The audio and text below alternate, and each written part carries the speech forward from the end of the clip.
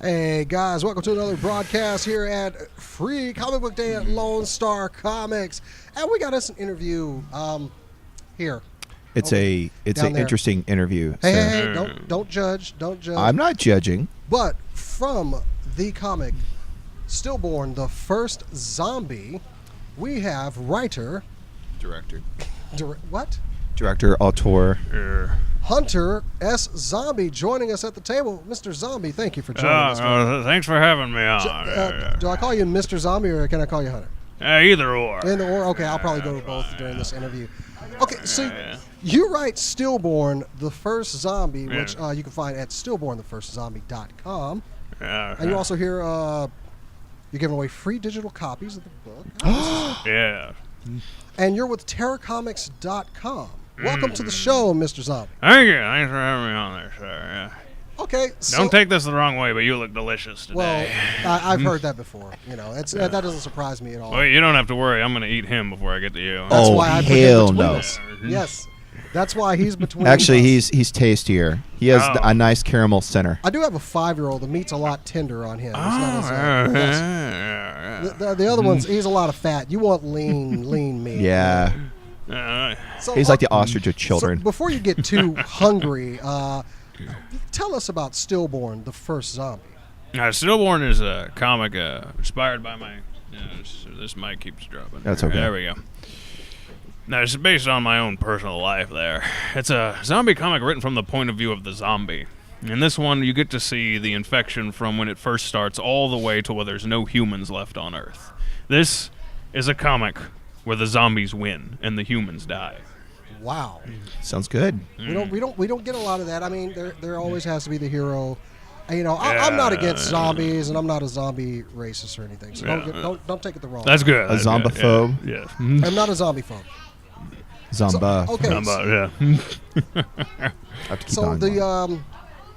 So from what I hear about the story, Stillborn's he lays dormant for 70 years, and then he just like pops up and just goes through reemerges. It's the way the story goes. He was born to farmland parents in 1933, and then he was stillborn. And the usual custom in those times was the body stayed with the family in preparation for the funeral. So during the night, he woke up. The mother saw it as a blessing, the father a curse. They kept him in the basement as long as they could. And then one day, unfortunately, a young child goes into the basement and never comes out.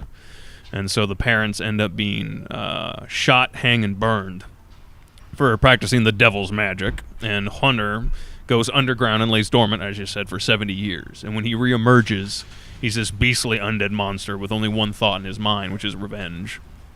Unlike most zombies, he can think and speak and command those that he's infected.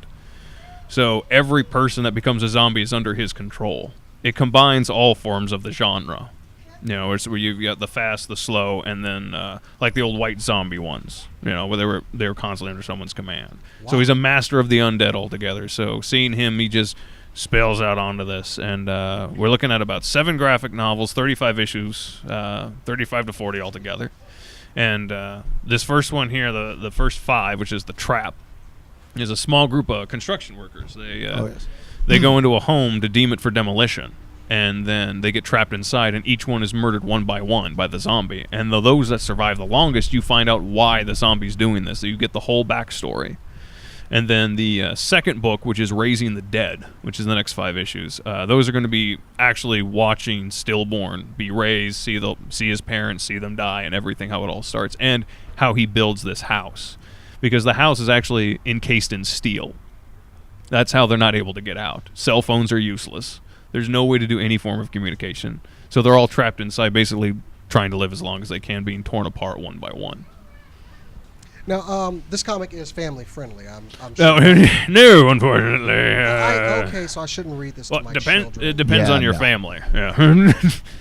Oh, well, mine are pretty weird, so we're good on that. So okay, tell us about the artist for the series, Mr. Philip King. Philip, yeah. I met Philip, what was it, at the Texas Frightmare Weekend Convention. I was hanging out there, and I was trying to push the book. You know, it was about 200 pages long, and I was trying to get it out there to folks. And what happened was I came across Philip, and he saw the book and said, you should turn this into a comic. So we hired a couple of artists. Philip said he would draw the backgrounds, and we had one set artist to do the characters and all that good stuff. Halfway through production, the main artist dropped out. Oh, geez. Yeah, Oh, man. yeah. It's we're an independent, we're underground, and there's no money. It's you're doing it more labor of love, so to speak. And so because of that, I know all about that. yeah. Well, it's the artist he's a good artist, very talented, and he got a paying job, and you got to pay the rent. So I understand. yeah. So he left, and we were like, so Phil, you can draw this, right? And Phil, no, Phil was he barely knew 3-point perspective, and so. But we asked him to. He took the reins and took some pictures of his friends for references, and sure enough, ended up coming with a Sin City style comic book. And I have been. I actually put a couple of screenshots of the comic up here while you were talking. Yeah. The black and white style, and everybody says you have to have full color, but black and white does tell a tale as well, and especially with comics like this. Even Walking Dead has done that same format, and it still works. So, I am loving this here. It's, got to read the first 11 pages here. I was kind of reading it as well. I'm trying to focus and not read. I should the first 10 pages. It's we kind of pay a tribute to old horror movies. It's two teenage kids going into an old creepy house, and so we were like, let's do that old storyline, and then we're gonna rip the guy's head off before they have sex. Nice. Rip them apart.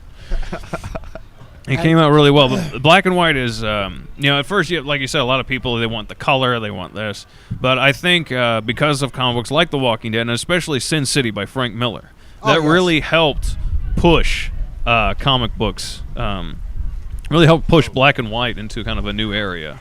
So that way, it opened the doors, basically. It kind of opened the floodgates. Brian Michael Bendis, who's another writer and artist, he's very well known for his writing. He does black and white as well, books like Torso and Jinx. Oh, yeah. Oh, yeah. And so Philip kind of took Sin City and, Brian Michael Bendis and put them together. And that's how he got that particular style with it. But yeah, it's I think black and white still holds a place. And one thing I like, we were originally thinking about doing grayscale and doing just red, black, white, and red. So that way you could see how that would work. Yeah, you could see the blood and everything, and Stillborn's eyes are completely red, and so we're like, this would be great. Just look at the cover, yeah. Yeah, but unfortunately you can't because it's printing costs. We're an independent, we're low budget, and if you put one color on one page, it jumps the price up like 50%. Wow. It's a huge difference. So we said, all right, we'll do black and white, but we're going to use as much friggin' black as we can get our hands on. So instead of doing black on white, we're actually doing white on black. So make it stand out more, because this is a dark comic. Most of it takes place at night or trapped inside of this home where there's no light. And so we were like, let's keep it with this. And I feel Philip I think did a really good job with the work. We've got some real good compliments about it. And but he's one of these artists. He thinks he's terrible all the time. Oh, well, he can stop saying that, because I've been looking. Like I said, I've been thumbing through the pages here. Yeah. While I've been talking, and I'm digging it. Yeah. So, Thank you. who came up with the idea of Terror Press? I love that. It was Terror Comics. They're a small Dallas-based comic book company. Okay. They usually do comic strips. They're in the Lit Monthly, which is a local monthly magazine out here. And they've been pushing to do more titles. And sure enough, me and Philip were trying to find a publisher. And anyone who knows about comics, it's a crapshoot. You send your submissions out to Dark Horse or Image or whoever, trying to get what you can, and then you never hear anything. And so one day, Philip goes into a comic book store. I think it was Awesome Comics. Oh, and yeah. So he goes in there, a little hole in the wall store. It's one of those stores that it's just comics. That's all. No. Not a lot of toys, no cards, just comics. And he goes in there and he's talking to the guy behind the counter, asking him what he knows about publishing. And sure enough, the guy he's talking to is Mike Terror, Mike Wolfman from Terror Comics. And so Mike takes a look at Philip's pages, and he signed us up and really kind of helped really get us our start. Everyone else was kind of slamming the door in our face, but Terror Comics gave us a chance. And it looks like a lot of the Dallas shops have picked you up here. There's a Lone Star, on top of Lone Star, Keats. But I'm reading here, secret stash? Yeah, Jay and Silent Bob's. They ordered issues. They've got issues 1 and 2 out there. Yeah, Philip called and we talked to Walt personally, and we're fans of Comic Book Man. We like the show, so we got to talk to Walt there for a bit. And Walt, as you know, Walt Flanagan does work, and so like the Whining Gyre and stuff. He's done some pretty nice stuff. So yeah, they said go ahead and send them on over. And they're because Walt's an artist and he's been on the independent. They're really open to independent comics. So that was a big month. We just started in Dallas and it just started spreading. We've gotten orders from cities I didn't even know existed. It's just kind of kept growing, and so we're really hoping to spread out the infection as much as we can out there. That's how comics are supposed to be Exactly. done. That is how independent comics are supposed to be done. Small shops like this, but hey, you know what? I'm going to sell this in my store. Mm-hmm. Yeah. I love hearing this already. Yes. Awesome. Yeah. On to you, though, Mr. Zombie. I'm noticing your appearance and the aroma coming from you. It's kind of earthy. I see why you smoke little the maggoty. cigars. Yeah, you can't get the smell of rotten corpse out of clothes. You can use all the OxyClean in the world, it just doesn't work. I can understand the cigar. That would kind of kill some of that smell. Hell, not like I got to worry about anything. As far as you and this persona here, just what are some of the daily things that a zombie has to worry about? There's a few things. Well, first of all, I can't get health insurance. Well, you don't need help. Anyway, go ahead. No, you have to understand. I'm a writer. Well, you do have a pre-existing condition. And I would just like to say yeah. Parentheses. What is it? The complications I've had is that as a writer, I have to type a lot, and my thumbs fall off if I hit the space bar too many times. Yeah. And have you ever tried to sew on a thumb when you don't have any thumbs? Never really had that issue. Yeah, it's like trying to put together a broken glass. It's a SOB, and you wouldn't believe. And we've also seen you guys out at quite a few shows in the area too. You're getting around there. We've seen Sci-Fi Expo. You've been at Dallas Comic Con. Yes. Are you going to be there this year? Yes, we are. We're going to have a Terra Comics booth out there in the Artist Alley out there in the corner. We got it all set up there. We really love the shows that Ben Stevens and the guys out there throw. And Comic Con's going to be pretty big this year. We got William Shatner's coming in. Got old Bill. And Mr. Captain Cook is going to be there. I don't know. How long have you been familiar with Dallas Comic Con? Since because they've been around quite a while. They used to be at the Richardson Convention Center. Yeah, that's true. But and now they've just expanded. They've actually grown very fast. It's blown. Conventions, period. If you've noticed, I mean, now it's not just Comic Cons anymore. You've got HeroCon, you've got AllCon, you've got anime. I mean, it's all over the place. Which is one of the points of our panel that we're having today. This is the new golden age. Oh yes, it is. Comics and being a nerd. I think it is. Stop it, Wind. Wind is giving us problems. Okay, Mother Nature. That didn't work. Yeah. But I gotta admit, it's really picked up. Oh yeah. They've even outgrown. I would say. Would you say they've outgrown Irving Convention Center already? Honestly, yeah. I didn't ask you. Oh, I thought you're talking to the undead next to me. I've heard your opinion. Yeah. I'm the guest, dang it. I'm well versed in your opinion, Chris. No, I think they'll be able to contain it for a while, but I do think at one point it will grow to San Diego type proportions. And then when it gets to that point, they're probably going to look for another venue. They have to. A Dallas Convention Center downtown. Now, I have a question here for you. Have you been to an old comic book convention? I'm talking like late 80s, early 90s. Oh, yeah. Yes. Oh, yeah. Now, I don't know about you, but back in my day, as I like to say. Are we really at this point where we're talking about back in my day? Yes, we are. Lord. No, I just remember because, I hadn't been to a convention in a while. And, the last comic convention I went to, it was just comics. It was guys and guys, tables, and comics. That's it. There was nothing else. Now you got movie stars and science fiction folks. And I would Star definitely Trek say San Diego Comic Con was the first to really start doing that. Yeah. It has spread like wildfire now. But the comic culture is encompassing movies, television, everything. Everything. I mean, we've got hit movies. Marvel can't hear anything anyone has to say over the sound of how much money they're making. Yeah. We've got shows like, if you would have told me a couple years ago I'd be watching a Green Arrow series on TV, I'd have laughed at you. Yeah. and said, "Are you out of your mind?" Green Arrow, the television series. Sure, whatever. Yeah. I'm still waiting for the boxing glove arrow myself. As soon as that boxing glove arrow comes out, I'm done with that show. Yeah, that's what I'm waiting for. I'm done. The TV goes off, and I'm leaving the room. Good news. As soon as that happens. But it's grown because what Hollywood has figured out, which we all know that the movie business has been kind of crumbling because of pirating and the whole digital wave of things now.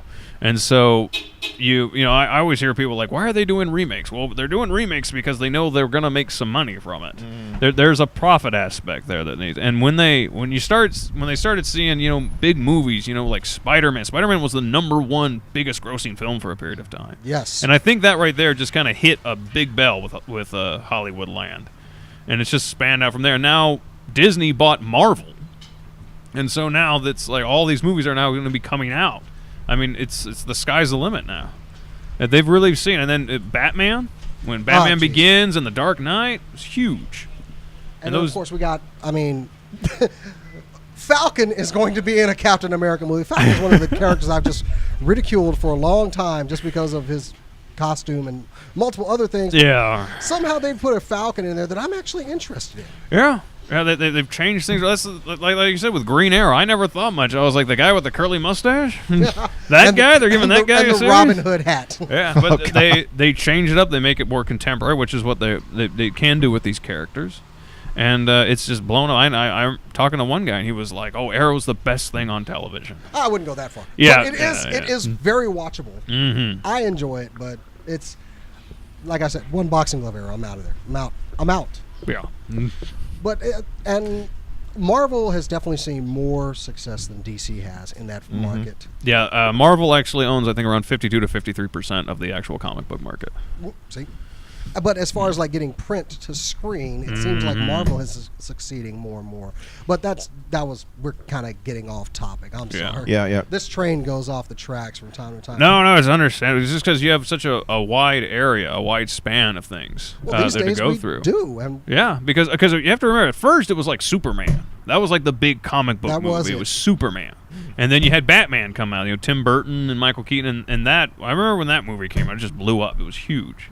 And then all of a sudden, I started seeing Spider-Man, Iron Man, Captain America, the Avengers, Thor, and it seemed like DC and Warner Brothers were going to really top the comic book area. And then, Disney came in, and then it's all she rolls. Sony too. I honestly think Marvel's just putting stuff up there. They're just throwing stuff up. Look, we're making Guardians of the Galaxy. Have y'all done anything around there? We're able to put Guardians of the Galaxy on screen. What are you guys? Yeah, that's where Hollywood comes in right there. They're just grabbing anything they can. Just throwing up chip shots now. Because it's usually it's certain books. It's funny because there's quite a few books. Oh, excuse us. Are you okay? Yeah, we have a little. I think we actually have some undead underneath here. I think there's a. Yeah, my cousin. Yeah, I told him to come out. Go ahead. That's my son. He's just running. I forgot what I was saying. Oh, yeah. So what can we see in the future for Stillborn? Oh, for Stillborn. Can you give us any spoilers or anything? Okay. Or maybe something to tease the appetite of anybody who's watching right now? Well, this is a one thing I've been telling folks. The infection that spread, Stillborn, the character, he wants revenge for what happened to his parents. And so he wants to kill every single member or descendant of this small town that he lives in, which is Heaven's Gate. Right. The thing is one particular character at Heaven's Gate runs, and Stillborn follows him, and he's the reason the infection spreads. Oh. And you find out near the very end, Stillborn tells him, had you just stayed in Heaven's Gate and died with everyone else, the infection never would have spread past the city limits. You died like a man. Yeah, so the one human who ran away, he's the reason that everyone else dies. Stupid humans. Stupid humans. Well, cowardly ones. See, I've always told folks, if the zombie apocalypse starts in Texas, it'll last about 5 minutes. Oh, yeah, that's going to be like a Friday night thing. We've talked about this before. If the infection ever... It's just going to be the unaffected zone will be the shape of Texas. Yes, yeah. Hey, man, it's Friday. What do you want to go do? Hey, you want to go shoot some zombies? Yeah, let's go there. All right, we'll sit up on the roof. Oh, yeah. Wait a minute, I think that's just a goth. Oh. Yeah. Bam. Mr. Zombie, thank you for being our Thank guest you, on the sir. show. Oh, thank you for Please, having me guys, on. go out, check out stillbornthefirstzombie.com. If you go to the website, you can check out the comic, get a preview of it, maybe go ahead and buy Preview the a first copy. 2 issues, and just so you know, every printed comic comes with a free digital copy. It's a big promotion that we're doing there with folks. So if you buy a printed version, if you look inside the cover, you'll find a secret web address where you can download a digital copy, so you can keep the comic book in pristine condition and then be able to still read the series. Very cool. Awesome. I think so, yeah. I think Binary Code should be free. Yeah. Hey, right on. Everybody out there, I want to thank Mr. Hunter S. Zombie for being a guest on the show. Mr. Zombie, Thank you, appreciate sir. it. Thank you. Thanks for having me. And also, I would like to just go ahead and offer Chris as a Sorry, I'm not that tasty. go ahead. I'm a bit. Hey.